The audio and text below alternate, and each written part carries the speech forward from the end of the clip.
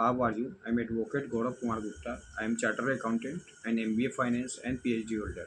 My project Derivative Market Future Trend Analysis and Project Analysis. MBA Finance, Master of Business Administration Finance से MBA disqualified. आज हम topic discuss कर रहे हैं the code of civil procedure. Section 2 हमें definition CPC को deal करा है। Code of civil procedure code 1908 के बारे में जिक्र कर रहे हैं। सेक्शन 2 डिफिनेशंस के बारे में बताता है in this act unless there is anything repugnant in the subject context. Code means include, code में हम शामिल करते रूल्स नियम। कोड मीन्स होता है इंक्लूड रूल्स। सेक्शन 2 का 1 हमें बताता है code means rules. High court amendment इसमें किया था कलकत्ता हाई कोर्ट ने। In clause 1 after the word include rules add the words and in its application to court other than a court of a small cause of Calcutta means the code of civil procedure 1908 in its application to that court means the provision of the code of civil procedure 1908 as adapted modified and extended by the provision of notification issued from time to time under the provision of section 8 of the code vide Cal gas date April 20 1967 का यह amendment है। अब आइए section 2 हमें बताता है CPC civil procedure code का section 2 हमें बताता है डिक्री के बारे में बताता है। Decree means the formal expression of an education which so far as regards the court expressing it conclusively determine the right of the parties with regard to all any of the matter in controversy in the suit and may be either preliminary or final. It shall be deemed to include the rejections of plaintiff and determination of any questions with section 144 but shall not include. इसमें section 144 included नहीं होता है। जैसे any adjudication for which an appeal lie as an appeal form an order any order for dismiss for default. यह decree के लिए में लाई नहीं करता है। या explanation a decree is preliminary when further proceeding have to be taken before the suit can be completely dispose of. It is final when such education completely dispose of the suit. It may be primarily preliminary and partly final degree. High court amendment किया। इसमें high court ने amendment किया Calcutta in clause 2 में insert a full stop after matter in controversy in the suit substitute in court other then Court of a small coach of Calcutta, it for and after matter in controversy in the suit, insert a semicolon and the word, and in place of the full stop after preliminary and final. Decree holder section 3 हमें बताता है CPC का decree holder. Decree holder means any person in whose favor a decree has been passed an order capable of execution has been made. Section 4 हमें बताता है CPC का district means the local limit of the jurisdictions of principle of civil court of original jurisdictions hereinafter called a district court include the local limit of the ordinary original civil jurisdictions of a high court. Foreign court section 5 हमें बताता है foreign court means a court situate outside India at not establish और continue by the authority of the central government. Section 6 हमें बताता है CPC का foreign judgment means the judgment of a foreign court.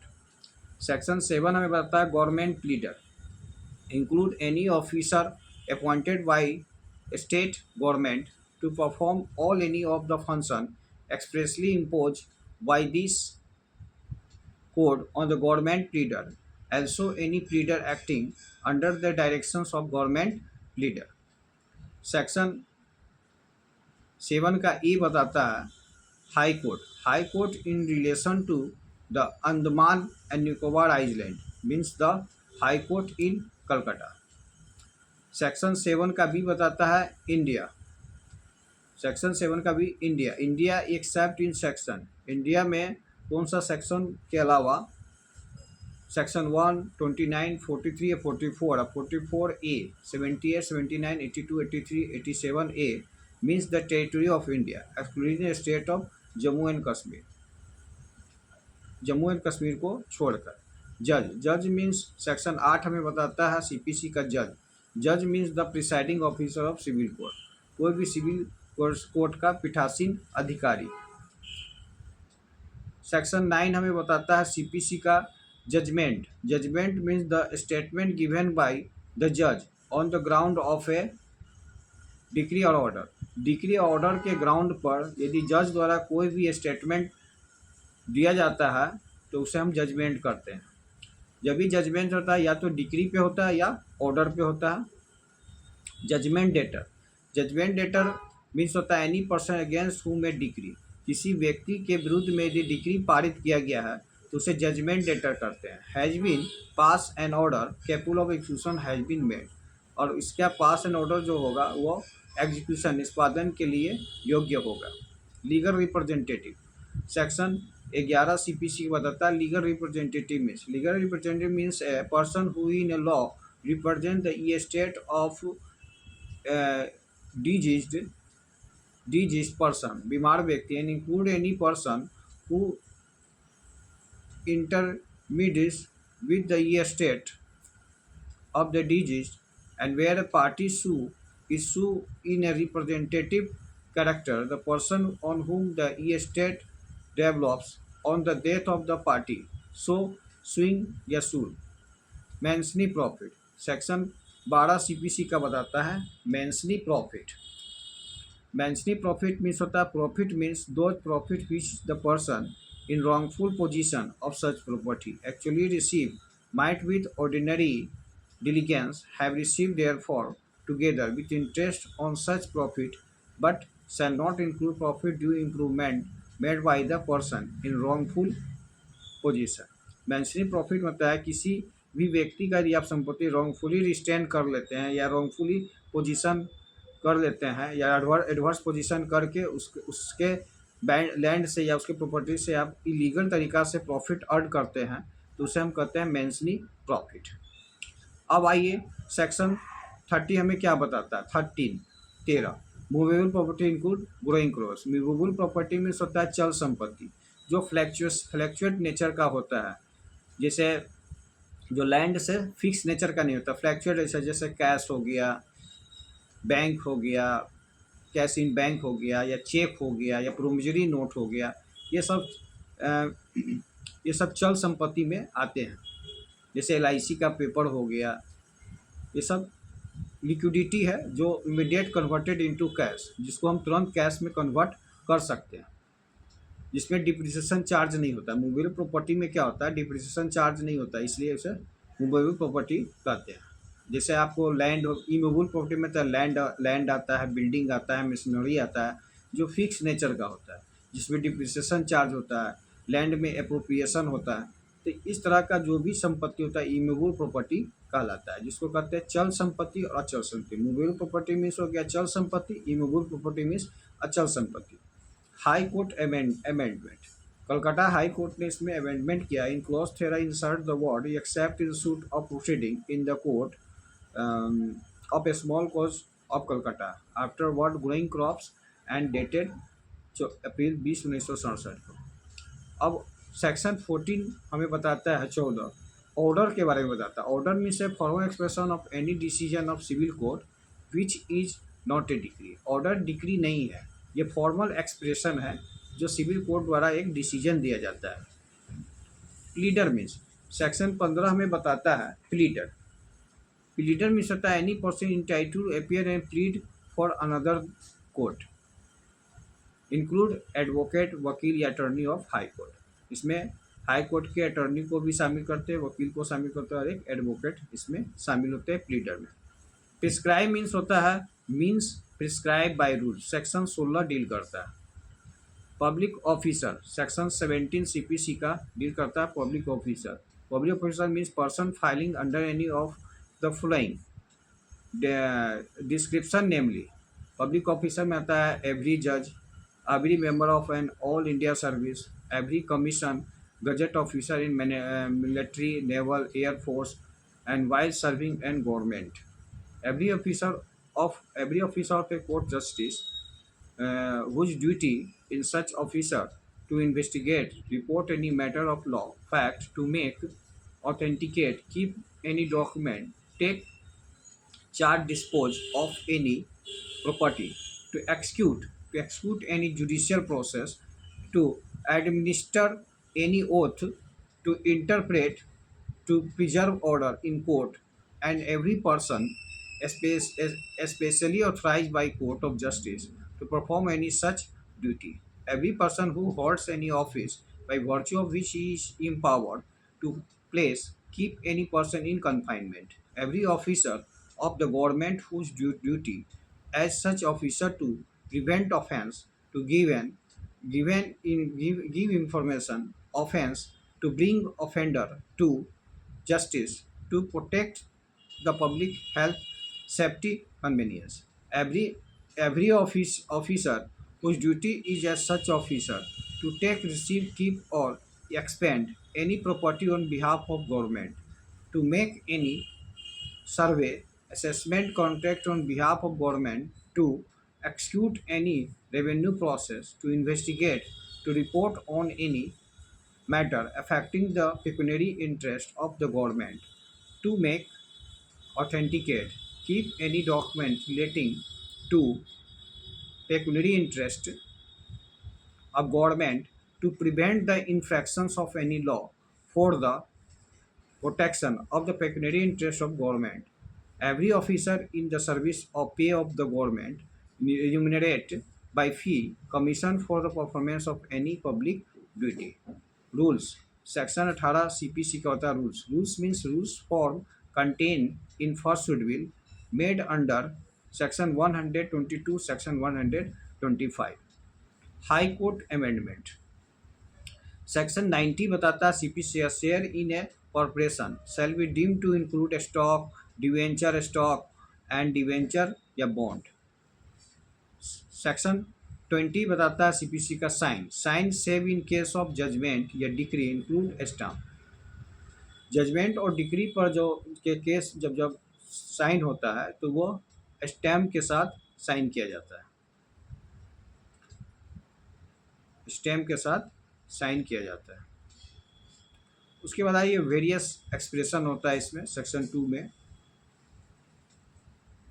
उसके बाद डिक्री को हम define कर रहे हैं। आज हम डिक्री के डिफाइन कर डिक्री में होता है it is very important to know definition decree because the right of first appeal and second appeal determined by reference to only every education of a court. Education में होता है न्याय क्षेत्राधिकार, न्यायिक अधिकार adjudication. Every education of court of law would be either decree या order, but it cannot be both, whether the adjudication in any case is a decree। Decree के में ही एजुडिकेशन हो सकता है। Order must be tested not by reference to general principle but by the expression of the court constitute in plain and obvious sense। Decree को define करें। Section 2 का close 2 बताता है डिक्री के बारे में। Decree of the code of define decree unless there is anything repugnant in this subject context। Decree means the formal expression of an education which so far as education न्याय निर्णय as so far as regard the court expressing it conclusively determine the right of the parties with regard to all any of the matter in controversy in suit may be either preliminary or final. It shall be deemed to include the rejection of plant and determination of any questions with section 47 and section 144. Define of decree include preliminary decree and final decree. There can be more than one preliminary and final decree in suit.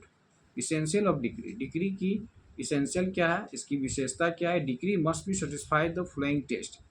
There must be education. एक degree के लिए आपको education होना चाहिए, न्याय निर्णय होना चाहिए। Such adjudication must have been given in a suit. ऐसा न्याय निर्णय जो सूट के को देने में सूट में माने जो सूट केस किए जो मुकदमा उसको देने योग्य हो, न्याय निर्णय हो। It must have determine the right of parties with regard to all और any of the matter controversially in suit. चौथा पॉइंट आएगा such determination must be conclusive nature. कहने कि जो भी हम डिटर्मिनेशन करें वह कंक्लूसिव होना चाहिए, 100% श्योर माने ट्रूथ होना चाहिए। कंक्लूसिव मीन्स होता है 100% सही होना चाहिए। There must be formal expression such education. यह फॉर्मल एक्सप्रेशन एक न्याय निर्णय होना चाहिए। The expression decree does not include inter alia any order of dismissal in default. Thus, it encompasses with itself the formal expression of the education when it allows the suit, as well as when the suit is disallowed, dismissed. However, only limitation is that it should not be order of dismissal for default, where the real questions was the whether by reason of restoration of execution petition, the attachment affected in earlier execution petition stood revived not it has been held by the Andhra Pradesh High Court in Sararpudi Sararpudi अपना वर्षे रपनाती Narasimha Rao EIR 1975 304 relying the Supreme Court decision. अब आइए every decree and order distinction. As the word formal expression appear in the definition both of decree and order in this section, the presence of absence of formal expression cannot be true criterions of difference between the two. The essence of the distinction lie in nature of the decisions, whether it is education of a particular kind not rather than manner of its expression. Every decree is applicable except a consent decree, whereas every order is not applicable except as specified in section 104 का 1 and 0xl XL 40 44 rule 1 of Code of Civil Procedure 1908. There is a provision of second appeal from the decree passed the first appeal on certain ground, where is no second appeal lie even in case of applicable order. A decree educated and conclusive determine the right of the parties with regard to all any of matter in controversy, whereas an order may or may not finally determine the right of the parties. A decree may be either preliminary or final, both, whereas an order cannot be preliminary. In a suit, only one decree is passed, where order may be passed more than one in the same proceeding. And adjudication. In order to sue whether a decision court is decree, there must be an adjudication, a judicial finding to the matter of controversy. The judicial finding must be by a court. An order passed by an officer who is not a court is not a decree. Abatement of appeal for no substitution or does not imply adjudication on merit. When an appeal abates, there is no decree under section 2 का 2 of Code of Civil Procedure 1908 and second appeal against such an order is therefore incompetent. A decision on matter of administrative is not a decree. Education in a suit. The term suit has not been defined. The Privy Council in the suit not be defined. The Council in Hans Raj versus Dharadhan Mosori Electric Tramway Company Limited laid down the definition of suit. The word suit ordinary means apart from some context must be taken to mean a civil proceeding issued by the presentation of a plaint. Presentations of report. A decree obtained by fraud in nullity, dismissal, appeal, time bearing not a decree. Order admitting appeal not a decree. What is not a composite decree? Decree of position and computation of mensi profit not composite decree. Determination of Section 49 of Land Acquisition Act is not decree. Decree for position of mentioning profit. Order Order 20 Rule 12. A decree position for mentioning profit के position पे एक decree जो होता है order 20 rule 12 में होता है. उसके बाद डिक्री इन एडमिनिस्ट्रेशन सूट पर जो डिक्री आता है वो ऑर्डर 22 रूल 13 के अंतर्गत आता है. A decree in preemption suit order 20